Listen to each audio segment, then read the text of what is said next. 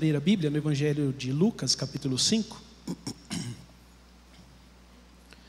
Lucas, capítulo 5, a partir do verso 17. Enquanto você abre, eu gostaria de conversar com vocês algumas coisas que eu tenho aprendido e que me ajudam um pouco na compreensão dos Evangelhos, tá? Por mais que a gente saiba, mas há algumas coisas importantes a serem ditas para a gente não se esquecer. Uma primeira coisa é assim, os evangelistas não estavam do lado de Jesus com um bloco de papel, anotando enquanto as coisas aconteciam, tá bom? O evangelho não é um diário.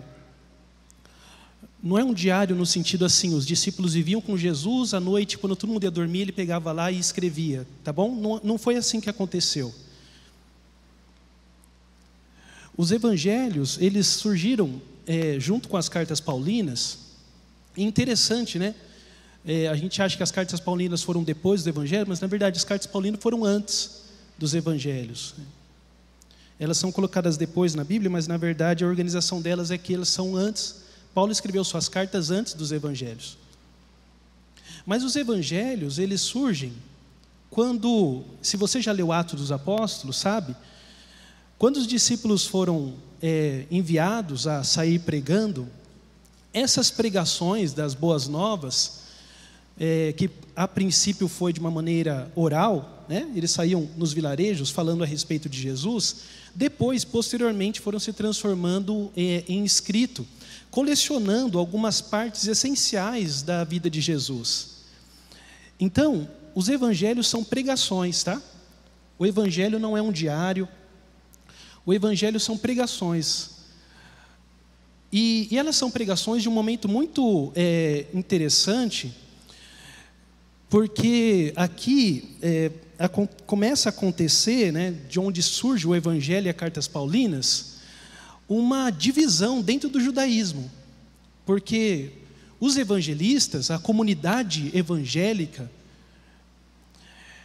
viram em Jesus de Nazaré o Messias, profetizado desde o Antigo Testamento.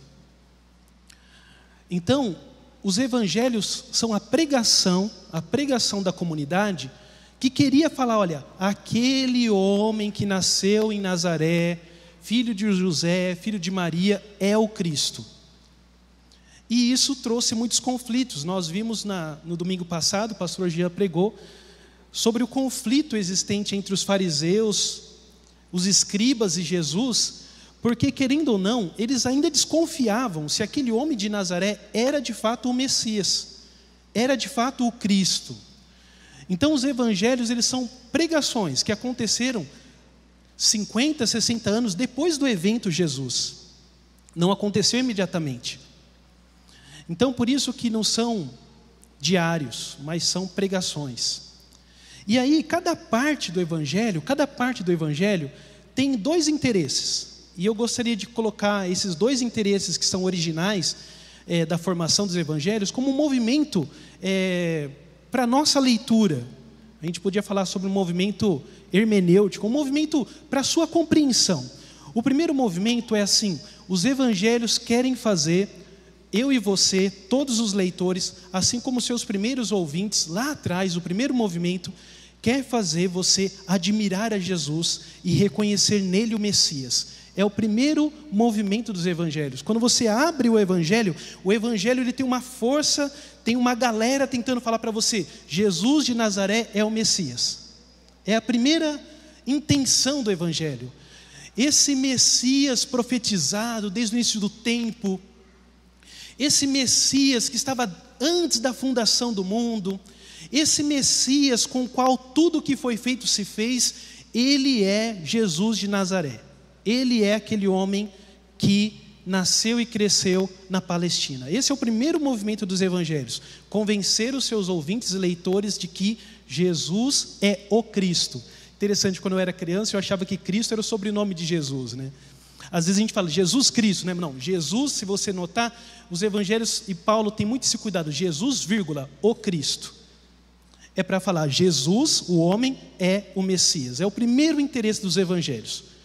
O segundo interesse dos evangelhos é que você sabendo, estando relacionado com o primeiro movimento, você sabendo que Jesus é o Messias, coopere com ele, siga o caminho dele. Se submeta a Ele. É o segundo movimento do Evangelho. Cada parte, cada organização, a forma como foi organizado enquanto texto os Evangelhos, é para trazer esses dois objetivos. Jesus Cristo é o Messias e que você, sabendo disso, você coopere com a missão dele. Então nós vamos ler esse trecho do Evangelho e que você tenha em mente esses dois movimentos. Creia que Jesus é o Messias, o admire, experimente. E depois, coopere com Ele. Tudo bem até aqui? Eu fui claro? Realmente a minha intenção, como Moisés falou, sempre eu tento ser pedagógico. Sempre eu tento, repito muito essa palavra mesmo. E quero louvar Deus pela vida do Moisés. Eu achei demais a palavra, Moisés. Eu estava ali e falei, poxa, que palavra instrutiva e pedagógica mesmo. Lucas 5, então. 17 a 26. Se você quiser acompanhar na tela, eu faço uso de uma versão chamada Almeida do século 21, versão que eu gosto muito de usar. Todos encontraram? Um dia, enquanto ele, Jesus, estava ensinando, encontravam-se fariseus e doutores da lei sentados ao redor de Jesus. E esses doutores da lei e fariseus tinham vindo de longe, dos povoados da Galileia e da Judeia, e de Jerusalém. E o poder do Senhor estava sobre ele, Jesus, para curar. Então, alguns homens, trazendo um paralítico em uma maca, tentavam levá-lo para dentro e colocá-lo diante de Jesus. Nós temos aqui duas viagens, tá?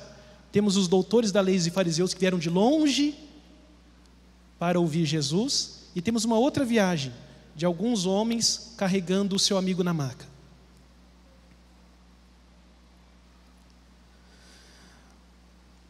Verso 19: mas não achando por onde o pudessem levar para dentro onde Jesus estava, por causa da multidão, a multidão que estava em volta era exatamente os fariseus e os doutores da lei, que estavam sentados em volta de Jesus.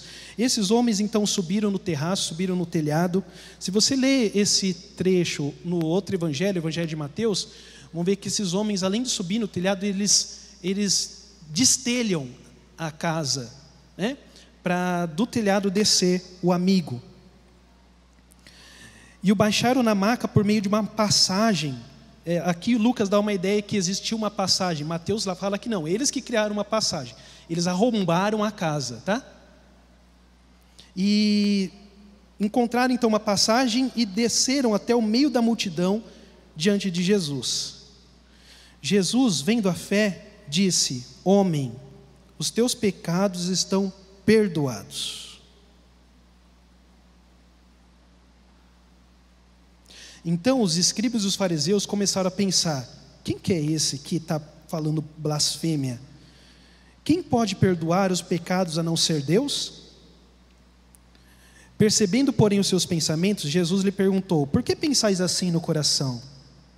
O que é mais fácil falar? Os teus pecados estão perdoados, ou levanta-te e anda? Mas, para que vocês saibam que o Filho do Homem na terra tem autoridade para perdoar os pecados, eu digo, ou disse ao paralítico: levanta-te, pega a tua maca e vai para a tua casa. Imediatamente ele se levantou diante deles, pegou a maca em que estivera deitado e foi para casa, glorificando a Deus. E maravilhados, todos glorificavam a Deus, e cheios de temor diziam: hoje vimos coisas extraordinárias. Vamos ter mais uma palavra de oração? Nós vamos orar sobre essas duas coisas. Deus, que o Senhor nos ajude a contemplar a Jesus e ver que Jesus é o Messias, o próprio Deus encarnado entre nós. Espírito Santo de Deus, sabendo que Jesus é o Messias, é o próprio Deus, que o Senhor, Espírito Santo, nos conduza a seguir o seu caminho, o caminho de Jesus. É isso que eu peço nessa manhã, no nome de Jesus Cristo, nosso Senhor. Amém.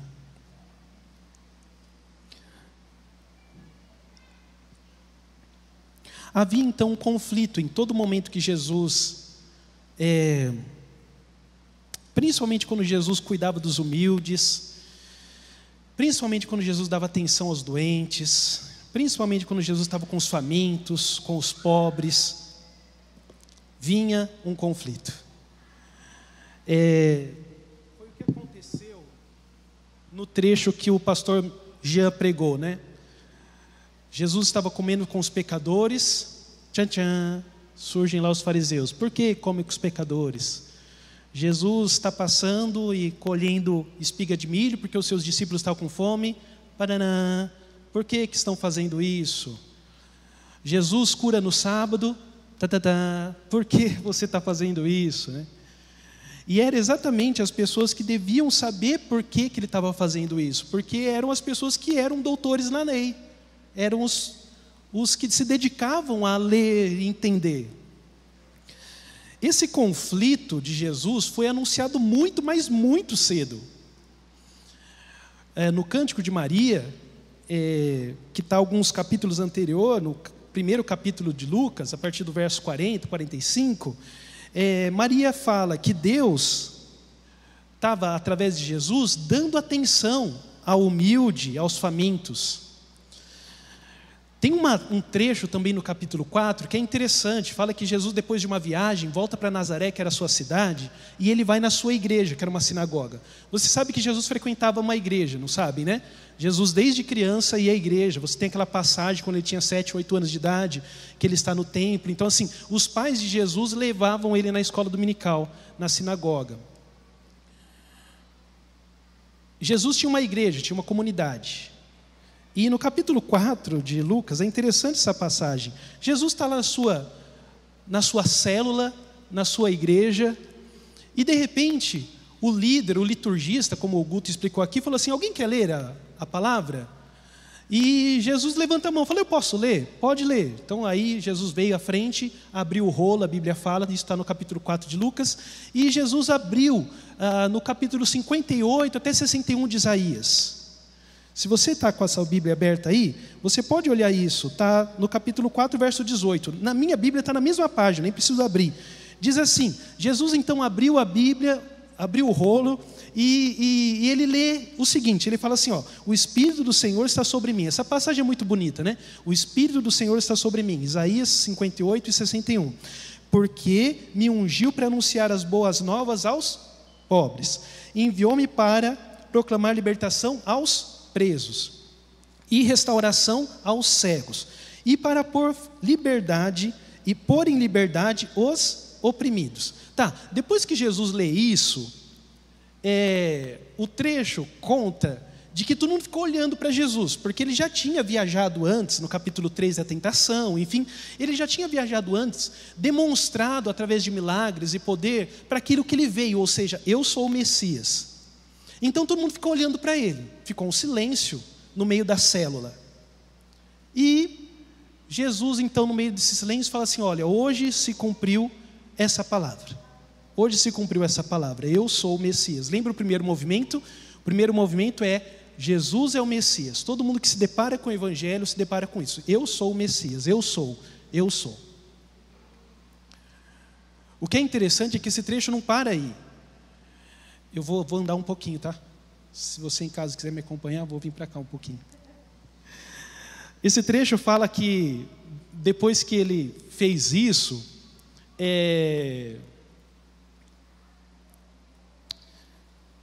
ele começa a falar que na casa dele ele não seria reconhecido. Ele fala assim: olha, aqui nessa igreja eu não vou ser reconhecido. E aí ele fala de Elias, ele fala dos profetas que passaram nos lugares, e o lugar onde ele mais precisava ser reconhecido, que era a sua casa, ele não era reconhecido. E Jesus começa a falar a respeito disso. Essa conversa de Jesus no meio da célula começa a trazer uma indignação para o seu pastor, para o seu diácono, para o seu líder. E aí, não sei se foi o pastor, o diácono, diaconisa ou líder, enfim, pega esse menino de 30 anos e leva ele para um lugar e fala assim: a gente vai te empurrar. Se você continuar falando isso, a gente vai te empurrar. A gente vai matar você. Interessante, então, que sempre quando toca em pobre, faminto, sempre quando toca em humilde, sempre quando toca em cego, prostitutas, sempre quando toca naqueles que mais precisam, aqueles que se acham sãos, que foi o versículo que o pastor Jean pregou, ficam indignados. O primeiro movimento do Evangelho é a gente saber quem é Jesus. O segundo movimento do Evangelho é a gente cooperar com aquilo que ele veio fazer, ou seja, cuidar do cego, cuidar da prostituta, cuidar daqueles que mais necessitam, aqueles que estão à margem da sociedade. Posso voltar para cá de novo agora?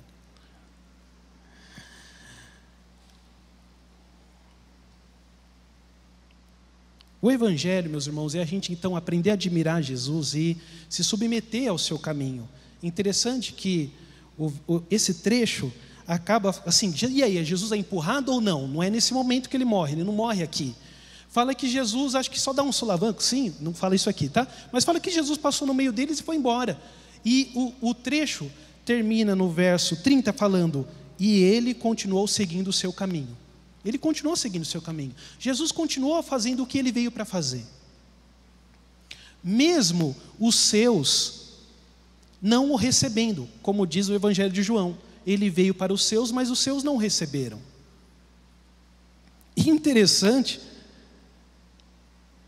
que Jesus, conversando com eles, mostrou para eles que aquilo que os indignou foi exatamente como eles reagiram, né? Então assim, ele falou, olha, um profeta não é reconhecido no seu meio, a sua igreja tenta matar ele, né? Exatamente, Jesus mostrou assim, olha, eu sou o Espírito de Deus encarnado que veio para curar, mas eu não vou ser reconhecido na minha casa. Eles ficam bravos e tentam matar, e Jesus fala, tá vendo? Vocês querem me matar, porque eu estava dizendo para vocês, vocês não vão me reconhecer mesmo. Bom, tudo isso é para você saber o que está em volta desse trecho que nós lemos aqui. Como eu disse, esse trecho que nós lemos, se você observar aí no verso 17, tem duas viagens. Uma viagem do povo que veio de longe, com seus cadernos nas mãos para anotar o que Jesus falava. Veio com o seu interesse de ver se o que Jesus falava era certo ou errado. Veio com as suas enciclopédias mentais para ver se o que ele falava era de acordo com as Escrituras. Viajaram de longe com esse interesse. Mas do lado dessas pessoas, uma outra viagem. 5 homens viajaram, 4 segurando uma maca, onde outro estava deitado. Viagens com intenções diferentes, né? Uma viagem para especular e anotar e observar o que Jesus falava, e uma outra viagem eu não imagino essa viagem, né? Eu não consigo imaginar o que é viajar com um amigo deitado numa maca. Esses homens que viajaram por tamanha dor, sofrimento, mas também esperança, chegam no lugar onde Jesus está e não conseguem acesso até Jesus. Porque uma grande multidão, ou seja, as pessoas que vieram com seus cadernos para anotar o que Jesus falava, para ver se o que Jesus falava era de fato correto, impediam aqueles que estavam precisando de Jesus. Esses homens desistem? Não. Esses homens desviam, aqui falam terraço, outros evangelhos falam telhado, vão para um lugar alto, desmontam e descem Jesus. E descem esse homem até Jesus. Gente, isso é por luxo? Isso é porque eles gostam de subir no telhado? Não, isso é por necessidade, por carência, por desespero, por tamanha dor. Ninguém faz isso por modismo. Você já subiu um telhado? Quantos aqui já subiram em telhado? Soltar pipa na laje. Vocês faziam isso? Quantos aqui já subiram em telhado segurando uma outra pessoa nas costas? Quantos aqui já subiram em telhado segurando uma outra pessoa nas costas e desceram ela numa corda? Ninguém faz isso, né? A gente sobe no telhado para roubar aqueles caninhos para fazer zarabatana, né? Da antena. Quando tinha essas antenas, né? Eu fico confessando meus pecados aqui. No meu bairro, o cara colocava antena nova, a gente já ficava de olho. Colocou antena nova com aquelas varetão bonitas assim, ó, para fazer zarabatana, para tacar nas caixas de marimbondo. Rapaz, Era 2 pulos, já estava sem nenhuma vareta lá na antena dele. O cara falou, pô, mas eu coloquei ontem. Os caras, não sei. Subir no telhado é muito legal, né? Eu gostava demais. Mas dá medo. Dá medo subir no telhado. E eu só falo dá medo e não um cagaço porque eu estou na igreja, mas dá medo. Dá muito medo. Você treme mesmo. E aí, mas pegar o caninho é demais. Mas eu nunca subi no telhado com alguém nas costas, ou segurando no braço, alguém que não conseguia subir. O menino que não conseguia subir no telhado, eu falei, fica aí. Aquele mimadinho, filhinho da mamãe, eu quero subir também. Fica aí, meu, você sabe subir, fica aí embaixo. Mas esses homens então subiram. E esse esforço não acontece por nada, é por desespero. A primeira coisa que eu gostaria de colocar são essa minha palavra dividida em 2 momentos. O primeiro momento é uma ministração a você que necessita de Jesus. Admirar Jesus, crer que Ele é o Messias, não é algo puramente intelectual, mas é uma experiência de fé, porque você necessita. Não se achega a Jesus quem simplesmente tem um interesse intelectual a respeito das coisas de Jesus, ou se aproxima, mas não o experimenta. Você que necessita de Jesus, você que tem uma dor, você que sofre, você que precisa de atenção de Cristo, a primeira coisa que eu gostaria de deixar nessa mensagem é: não hesite. Não pare. Não tenha medo de entrar na presença de Deus. Rompa as barreiras. Não ouça as vozes que te julgam. Não fica atentando para os olhares que te punem. Não se maqueie, não coloque máscaras para chegar na presença de Jesus.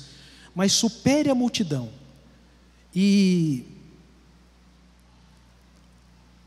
chegue perto de Jesus. E que ninguém aqui nessa comunidade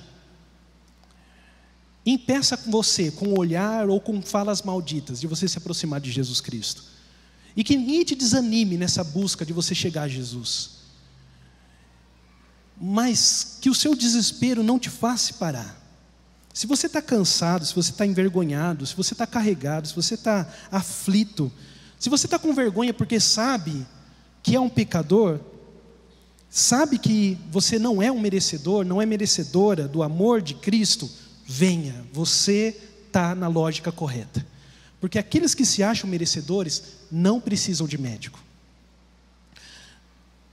Sempre quando era ceia nas igrejas por onde eu passava, eu falava, não quero ver ninguém não tomando. Porque se há algo errado que eu penso, uma lógica que a gente precisa ser liberta, é não tomar ceia. Muitas vezes a gente lê o trecho de Paulo para examinar a si mesmo. E esse examinar a si mesmo, a gente fala, não vou tomar ceia porque eu não sou merecedor. Se alguém aqui for esperar ser merecedor para tomar ceia, ninguém toma ceia. Essa é a primeira questão. Uma outra questão é que se você está impondo a você não tomar ceia, é que você acha que a sua disciplina é mais forte do que o amor de Deus. Ninguém, quando tem a ceia, quando tem uma mesa posta, falando assim, essa mesa é de Jesus, em sã consciência não tomaria. Porque eu preciso de Jesus.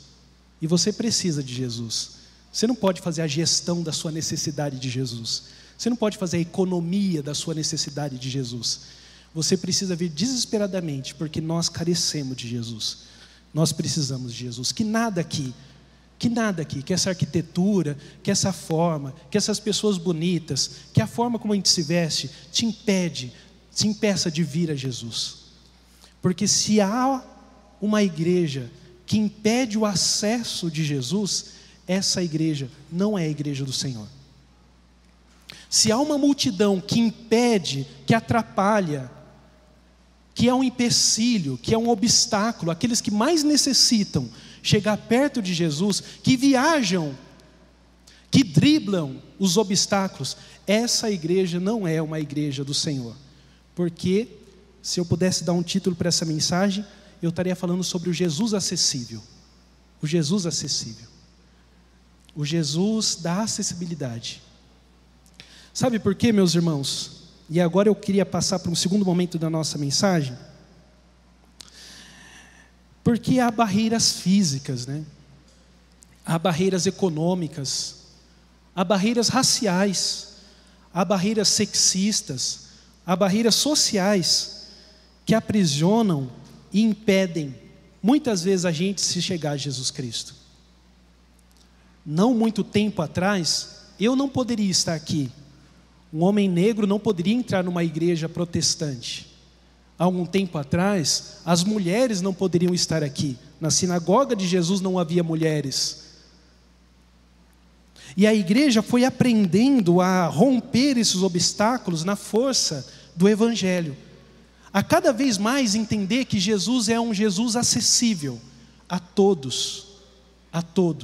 E principalmente aquelas pessoas que a sociedade mais aponta o dedo, falando são pecadores. É para esse que Jesus fala: eu estou aqui. Eu estou aqui. Mas há também barreiras físicas, econômicas, raciais, sexistas, sociais, religiosas, que ainda são cultivadas por mim e por você, protegidas por mim e por você, e que impedem que uma grande multidão ainda esteja na igreja. Não nessa cidade, numa outra cidade, eu tinha alguns amigos que não entravam na igreja. Eles eram os mendigos que ficavam perto do sinal da igreja onde eu pastoreava. E eu vivia conversando com eles: vamos lá, vamos lá. E eles falavam para mim: pastor, eles falavam desse jeito: pastor, olha para mim, eu não vou entrar na sua igreja, olha para mim. E eles machucavam muito o meu coração, porque eu sabia que eles tinham razão. Eu falava: pastor. Mas às vezes tinha alguns, por tamanho desespero, entravam. Principalmente quando estavam alcoolizados, porque daí o álcool traz coragem, né? E aí eles eram expulsos. E aí, alguns dias depois eles falavam: lembra que eu te falei, pastor? Eu não vou entrar na sua igreja. E eu falo: mas é que você foi alcoolizado. Ele falou: pastor, mas é o único modo que eu achei coragem para ir com a roupa que eu tenho, do jeito que eu sou, com o cabelo que eu tenho, com a barba não feita e com o cheiro que eu estou. E a gente tinha conversa. Tinha um que me adorava, chegava, conversava comigo, e quando ele via que eu pregava, daí ele já vinha meio bêbado: pastor! Mas daí os diáconos e presbíteros já sabiam como se organizar, já tinha um obstáculo. E eu dei razão para eles. Realmente, há barreiras ainda das pessoas que querem mais chegar perto de Jesus. E há uma multidão que muitas vezes pode ser eu, que estou impedindo elas de chegarem perto de Jesus. O segundo movimento, então, que eu gostaria de falar lembra do primeiro movimento, crer que Ele é o Messias, admirá-lo, experimentá-lo na minha vida, na sua vida. Nada pode te impedir de chegar perto de Jesus. Nem o maior dos seus pecados se compara com o infinito amor de Deus. Nada pode nos separar do amor de Deus manifesto em Jesus Cristo. Nada. Você chega fétido, cansado, magoado, ferido, frustrado, com as suas próprias tentativas de sanar o seu pecado. Jesus te abraça, te beija, um novo anel, uma nova roupa e festa. Você cai de novo no outro dia. Abraço, beijo, anel, roupa nova, festa. Você já está ali sendo abraçado, programando pecar no outro dia. Abraço, beijo, anel, roupa nova, festa. Cada queda de Israel, um levante de Deus. Cada queda minha, uma mão estendida do Senhor. Que Deus patético. E é realmente isso. A palavra patético é dor. É um Deus que sente a minha dor e se compadece. Pastor, mas aí está fácil. O senhor está falando então para a gente pecar e aí a graça superabunda? É isso que Paulo explicou, né? Eu não estou dizendo para que vocês pequeis, mas eu estou dizendo que graça sobre graça. E que isso não encoraje vocês a continuar pecando, muito pelo contrário, que esse amor te constranja a lutar contra o pecado. Mas enquanto você não consegue vencer, Abraço, beijo, anel e roupa nova e festa. Esse é o Evangelho do Senhor. A segunda atitude, então, é eu cooperar com isso. Eu cooperar com esse movimento de que Deus manifestou em Jesus. Porque o texto de Hebreus diz: tendo Deus outrora falado, muitas vezes de muitas maneiras, aos nossos pais pelos profetas, hoje Ele nos fala em Jesus. Deus mostra a sua vontade a mim e a você e para o mundo que Ele ama em Jesus. E eu devo então cooperar com essa manifestação de Deus. É o segundo movimento que o Evangelho me convida. E aí, quando eu vou para esse texto me faz lembrar de outros textos do Evangelho de Lucas ou de outros trechos dos Evangelhos. Por exemplo, quando as crianças queriam olhar para Jesus e os discípulos falaram: não pode. Esse texto me faz lembrar daquela mulher com 12 anos com uma dor e fluxo de sangue, que teve que ficar, mesmo com dor, driblando uma multidão para estender a sua mão e tocar num manto, porque a multidão não permitia que ela chegasse a Jesus. Esse texto me faz lembrar de um homem que era anão ou baixa estatura, como diz o trecho, e que por conta da multidão ele teve que subir numa árvore para olhar para Jesus. Interessante que essa mulher, Zaqueu e as crianças, todos eles considerados inferiores no seu contexto, todos eles acharam em Jesus acessibilidade, mas encontraram empecilho na multidão. Todos eles, quando chegaram perto de Jesus, Jesus em nenhum momento falou assim: são crianças, é um baixinho, é uma mulher, tocou em mim sendo mulher e estando com sangue. Todos eles encontraram em Jesus simpatia, amor incondicional e cura, todos eles. Mas não encontraram isso na multidão que estava perto de Jesus. Eu continuo e insisto em cultivar amizade com pessoas que eu gosto, que não são cristãs. E um tempo atrás eu conversando com um amigo meu, hoje nós não estamos na mesma cidade, conversando com um amigo meu na rede social, e aí falando a respeito de Jesus, e ele me parou a conversa com a seguinte frase que me fez parar para pensar. Não sei se você já ouviu essa frase. Ele falou assim: Robson, o problema não é Jesus, o problema é o fã-clube. E eu achei essa frase muito forte, né? Eu gostei da primeira parte, dele ter entendido que o problema não é Jesus. Mas a segunda parte me feriu muito. Me feriu muito porque ele está querendo dizer: o problema não é Jesus, é aqueles que estão perto de Jesus que são os problemas, ou que geram problemas. Mas o que mais eu não gostei dessa frase, o que mais me fez parar para pensar, é que a gente não pode ser confundido com fã. Você nunca pode dizer que você é fã de Jesus. Porque a igreja não é um fã-clube. O fã tem uma fixação tamanha por aquela pessoa que ele transformou num ídolo, que ele se transforma num individualista. O fã só está perto de um outro fã porque eles têm um interesse comum. Mas se ele pudesse, ele mataria todos os outros fãs para estar única e exclusivamente com o seu ídolo. Você sabe de muitos shows onde acontecem pisoteios, porque as pessoas naquele movimento de manada se esquecem do outro e por querer ver o seu ídolo maltratam todo mundo que está em volta. O fã então só está próximo para disputar a atenção do seu ídolo. E se for preciso então ele mata todo mundo. Interessante que ele pode chegar até a maltratar o próprio ídolo para ter um pedaço de um souvenir. Então eu fiquei pensando que a igreja não pode ser nunca comparada com o fã-clube. Eu não posso maltratar vocês só para eu tentar chegar mais perto de Jesus, porque eu estou totalmente ao contrário do Evangelho. Muito pelo contrário, eu tenho que cooperar com Jesus. Se eu minimizo você, se eu invalido a sua dor, para eu tentar chegar mais perto de Jesus, ou para eu passar a ideia de que eu sou mais forte, na caminhada cristã do que você, eu não entendi nada do Evangelho. Se eu fico apontando a sua falha para tampar as minhas, eu não entendi nada do Evangelho. Se lá dentro eu dou uma risada numa competição espiritual de que você é mais pecador do que eu não entendi nada do Evangelho. Se eu fico feliz com as suas quedas, eu não entendi nada do Evangelho. Se eu fico feliz com a sua dor, eu não entendi nada do Evangelho. Se eu fico falando, ai, olha, tá vendo, é o filho dele que caiu, eu não entendi nada do Evangelho.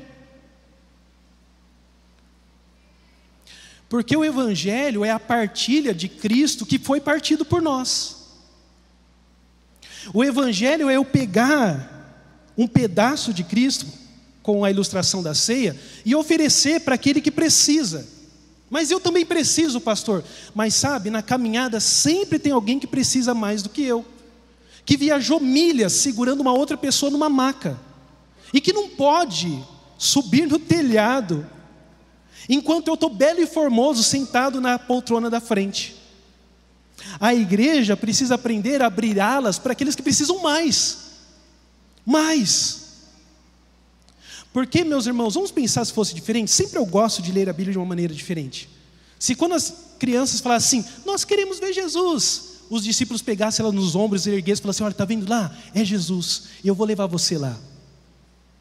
Vamos pensar se fosse diferente, aquela mulher com fluxo de sangue durante 12 anos, e a multidão conhece ela, todos abrem alas para ela deixar passar, porque são 12 anos de sofrimento, e falam, vai lá,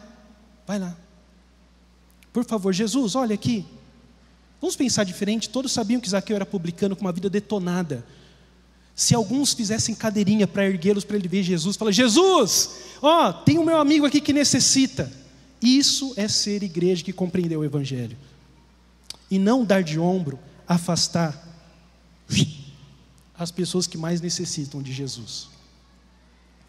Ser uma igreja que quer impactar uma cidade, ser uma igreja que quer ser relevante para uma cidade, é dar preferência para aqueles que mais necessitam. E que a nossa estrutura, que o nosso slogan, que a nossa cadeira, que a nossa forma de vestir e cantar, não seja obstáculo para as pessoas que mais necessitam de Jesus. Que as pessoas não precisem subir no teto, driblar todas as adversidades, para chegar perto da comunhão que nós experimentamos. Porque tem muitas pessoas, meus irmãos, precisando dos sorrisos que muitas vezes nós damos para a parede cantando um louvor. Tem muitas pessoas precisando da comunhão que eu e você experimentamos aqui, do bom dia caloroso. Mas o que elas precisam para estar aqui? Precisam se comportar como nós? Precisam ser como nós? Precisam ter o carro que nós temos? Precisam ter a roupa que nós temos? O que nós vamos colocar como empecilho para as pessoas que mais precisam de Jesus? A multidão impediu o acesso daqueles que mais precisavam de Jesus. Jesus reconheceu a fé daquele homem, daqueles homens que desceram o seu ente querido, o seu amigo, por uma maca do telhado. Mas eu teria vergonha se eu fosse a multidão que estivesse em volta. Jesus olhando para mim e falou assim, pô, vocês podiam ter dado licença, né? Ninguém viu aquele homem subindo no teto? Ninguém viu aqui um homem subindo no teto, segurando um aleijado, e depois tendo que pegar uma corda e descer no meio? Ninguém viu isso? Ninguém. Eu teria vergonha, eu ficaria constrangido. Eu falei, eu acho que eu não entendi nada de Jesus ainda. Porque se alguém do meu lado está carregando um outro, viajou quilômetros para chegar para ver Jesus, se uma mulher com 12 anos de dor precisa driblar a minha vida para tocar em Jesus, se crianças precisam pedir permissão para chegar em Jesus, essas pessoas ainda não entenderam nada de Jesus Cristo. Não entenderam. Porque Jesus Cristo é o abre-alas, é o rasga-o-véu, para que todos acessem a glória de Deus. A minha vida não pode impedir a sua ou de qualquer outra pessoa. Por mais que eu os julgue, e eu sei, eu não consigo impedir o julgamento, mas eu tenho que segurar o meu julgamento, contemplando os meus pecados, para que os meus julgamentos não impeçam as pessoas que mais precisam, meus irmãos. Porque senão nós nunca conseguiremos ser uma igreja que impacta a cidade. Uma igreja que impacta a cidade precisa exercitar a olhar para Jesus.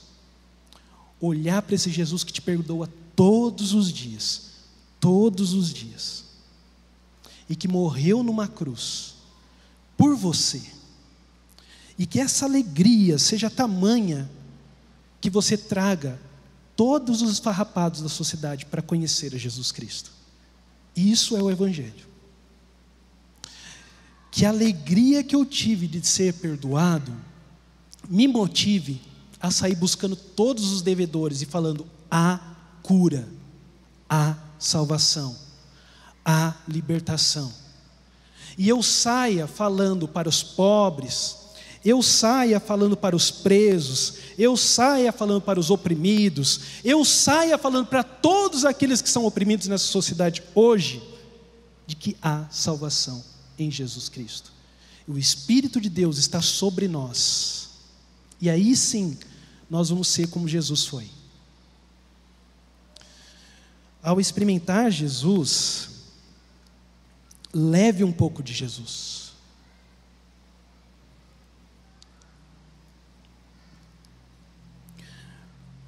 Geração em geração, a nossa sociedade vai rotulando algumas pessoas. Já aconteceu isso, como eu disse, com os negros. Já aconteceu isso, como eu disse, com as mulheres. Já aconteceu isso, como eu disse, com... Não disse isso, mas vou falar agora. Já aconteceu isso com as famílias divorciadas. Está acontecendo isso com os homoafetivos.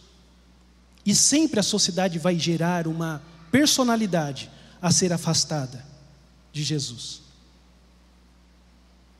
Sempre a sociedade vai eleger pecados maiores do que outros. Sempre. A igreja tem que fazer um exercício de olhar como Jesus cuidava dessas pessoas. Qual é a forma que Jesus cuidava? E se for preciso o telhado cair, e não estou me referindo a acidentes, tá? Se for preciso ter um rompimento dos telhados, que aconteça isso, para que as pessoas que mais precisem encontrem a Jesus. Porque é isso que o pastor Jean disse quando ele se referiu, olha eu falando que é isso, né? Mas eu entendi que era isso quando ele se referiu a odres, que precisam ser rompidos, para que um novo vinho, porque o novo vinho existe, e ele vem, e ele vem, e ele ultrapassará todas as barreiras, para fazer o que lhe aprouve. Jesus acessível é de uma igreja que primeiramente compreende que Ele é o Messias e se submete à sua missão. A igreja acessível é em coerência à acessibilidade de Jesus, o Deus vindo a nós. A fixação a Jesus, a fixação da multidão a Jesus, que iam até Ele por individualismo ou particularismo, era empecilho para que outros que também necessitavam, se aproximassem dele. Quero terminar com uma experiência que eu tive numa escola, não era o Colégio Água Viva, uma outra escola que eu dirigi, e que um dia, sempre quando eu converso sobre o Evangelho, ou lembro de alguns trechos, eu lembro desse feito.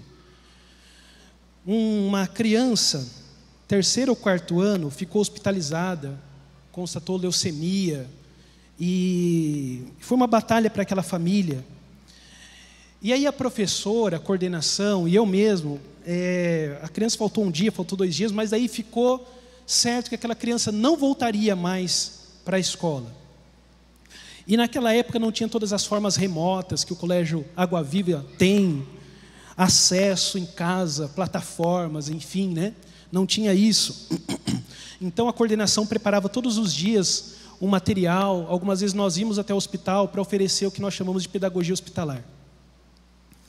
Mas aí as crianças começaram a perguntar, né? Falavam o nome do amigo e cadê ele, cadê ele, cadê ele, né?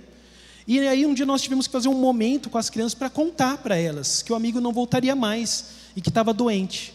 Sentamos em roda com as crianças, né? E aí eu falei, a coordenadora falou, a professora falou, alguns choravam, outros perguntavam coisas que era muito difícil da gente falar.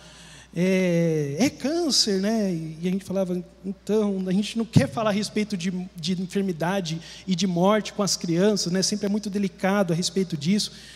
E o quadro dele já era um quadro avançado, né?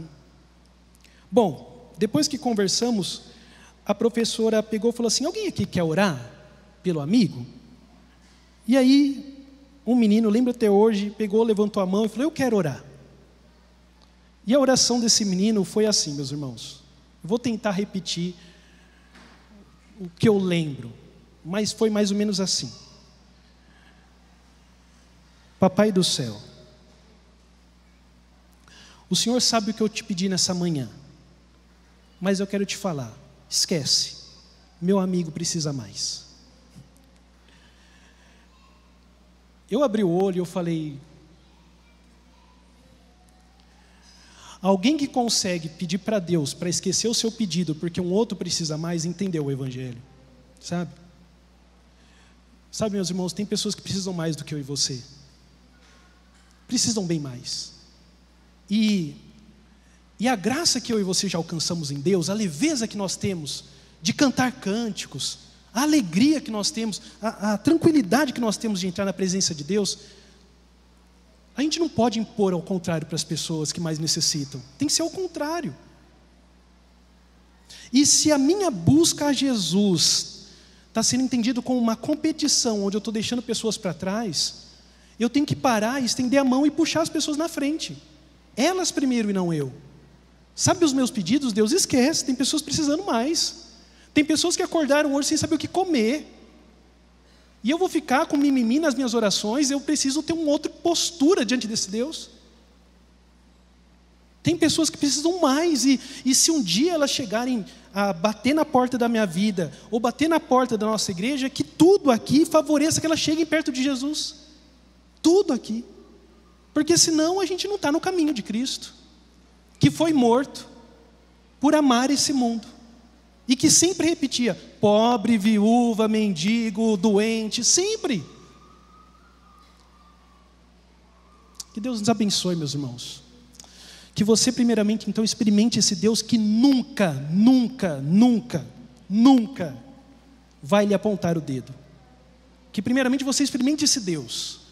E você desfrute de uma comunhão com Ele. Desse Deus que busca a gente no jardim. Desse Deus que nos espera na porteira, desse Deus que nos recebe, nos abraça, nos beija, nos perdoa. Experimente isso. Não faça economia para entrar na presença desse Deus. Creia nele, creia nele, creia. Ao pecar, e eu te falo, tem momentos que você nem sabe que você pecou. Não fuja da presença de Deus. Entre e fala, Deus, eu pequei, me perdoe, mas eu estou aqui, e obrigado pelo seu grande amor. Obrigado pelo seu grande amor. Que o tempo de confissão seja curto em relação ao grande tempo de louvor pelo grande amor de Deus. Já começa a chorar rindo. Você chora pelo seu pecado, mas quando você contempla o amor de Deus, você já começa a dar risada. E parece graça demais, e eu te falo, é gracioso mesmo. É gracioso mesmo. E eu não consigo ocultar. Como pastor, eu não posso falar que não é gracioso, porque é muito gracioso. É muito gracioso, o Evangelho é gracioso. Ah, pastor, mas tem leis, ah, pastor, mas tem princípios. Tem sim, mas tem graça. E a graça superabunda. Fica a fé, a esperança e o amor, mas o maior desses três é o amor. E depois que você experimentou isso, você experimentou o amor de Deus, e você começa também a ter um autocuidado e um amor próprio. Ame o próximo, como a ti mesmo. E que sua vida, e que suas doutrinas, e que seus preceitos, e que os seus achismos a respeito de Deus não sejam obstáculo para que ela se aproxime de um Deus que talvez vai se manifestar para ela de um jeito mais gracioso do que com você. E que isso não te dê ciúme, por favor. Eu já vi pessoas num dia, disse: Jesus, eu reconheço o seu amor. No outro dia, manifestação de dons. E aí, nas reuniões do concílio, ficava assim: mas será que pode? Mas será que pode? Porque fulano de tal está há anos aqui e nunca teve isso. Nós nunca tivemos isso. Ciúme, né? Competição espiritual, né? Que nós não sejamos assim, meus irmãos. Que a gente permita que a minha vida seja uma ponte. Que minha vida seja... Vamos cantar essa música? Como um farol que brilha à noite, como ponte sobre as águas, como abrigo no deserto, como flecha que acerta o alvo. Eu quero ser usado da maneira que te agrada, em qualquer hora, em qualquer lugar. Eis aqui a minha vida, usa-me, Senhor. Vou entrar no tom, tá? Usa-me. Tô? Vamos colocar em pé? Maravilha, meus irmãos. Nós temos um Deus que nos sonda, nos conhece. E um Deus que a gente pode falar: Deus, já que o Senhor me sonda e me conhece, faça uso da minha vida, né?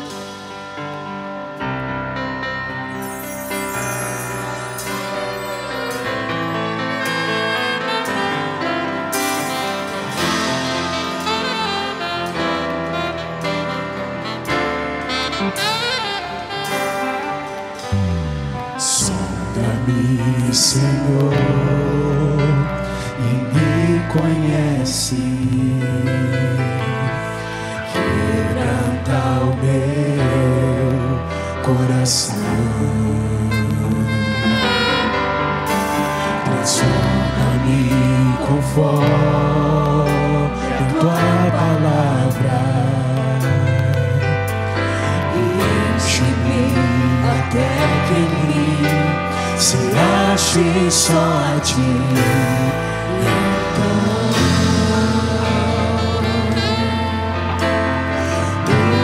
Usa-me, Senhor,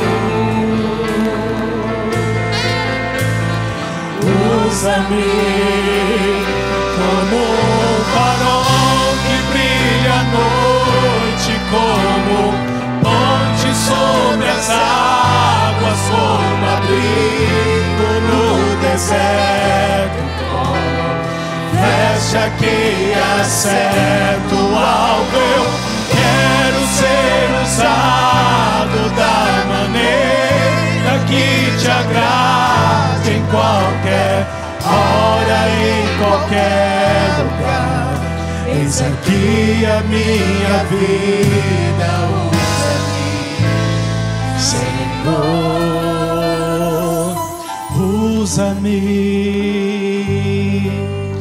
Pai, no nome de Jesus Cristo, que maravilha de amor.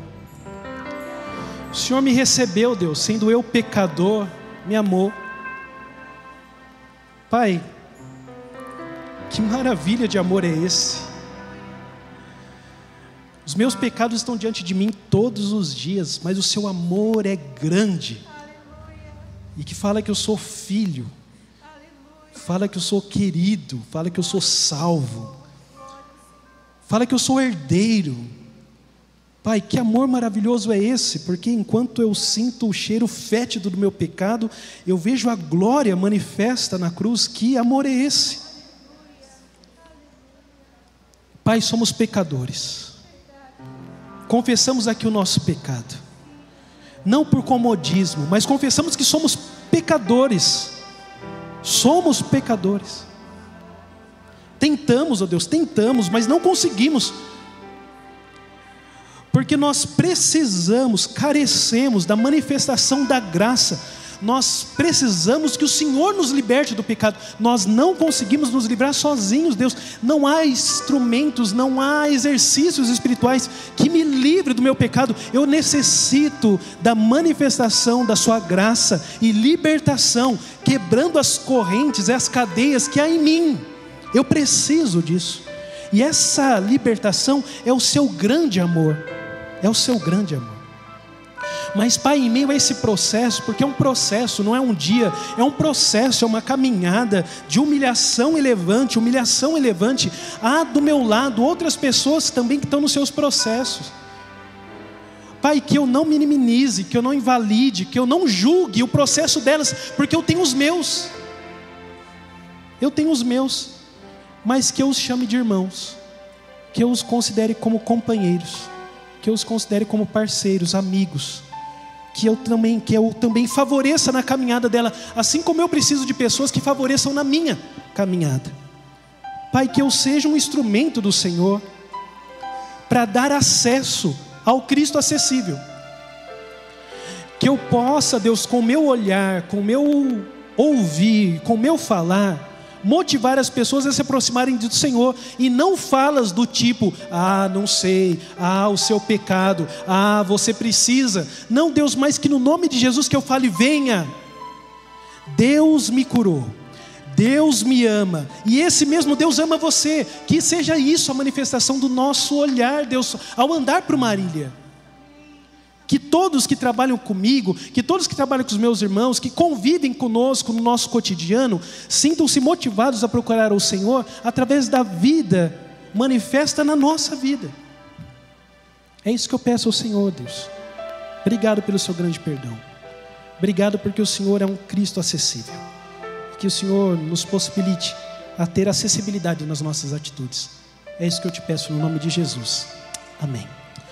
Que a graça maravilhosa, meus irmãos e irmãs, de Cristo Jesus, essa graça que eu acabei de me referir aqui, a graça evangélica, a graça do Evangelho, esteja com você e te faça entender que você é amado, amada, filho e filha, perdoado na cruz do Calvário. Que o infinito, eterno, incondicional amor de Deus Pai te encha tamanhamente, e que tudo que você faça seja regado de amor, e que a comunhão do Espírito Santo, que está do seu lado todos os dias, faça você ser alguém que esteja ao lado das pessoas que necessitem, não somente hoje, mas para todo sempre.